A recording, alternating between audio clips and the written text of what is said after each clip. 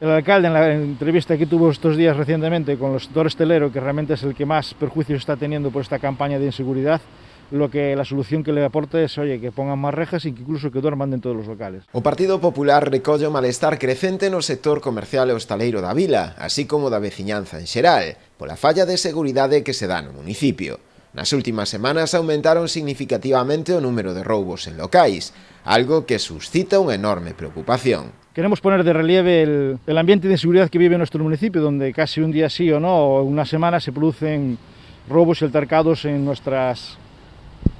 comercios y en nuestros bares, incluso en algunas viviendas, donde incluso la gente ya se retrae de pasear por la calle porque hay ciertos sitios y ciertas zonas donde no transmite esa tranquilidad e seguridad el poder realizarlo. Durán denuncia a falla de medios e de efectivos no cadro de persoal da Policía Local e responsabiliza desta situación o Executivo, que non é capaz de resolver este problema. Y que son responsables de lo que ocurre, porque oiga, fuera del retraso y la paralización en realizar los expedientes y la tramitación de cubrir las plazas que se jubilaron hace 4 años y desde entonces aún no han sido ocupadas, también son responsables porque oiga, ha habido numerarios de la Policía Local de nuestro municipio que se han ido a otro municipio vecino con autorización de ellos sin haber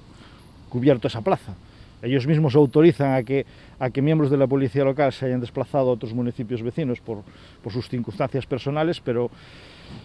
una decisión que es voluntaria del alcalde y que realmente, oye, puede hacerlo, pero si al menos que cubra la plaza o si esa plaza no fuera necesario. Pero la evidencia es que la plaza es más necesaria que nunca y que no ha hecho ninguna gestión para cubrir las necesidades de seguridad de nuestro municipio.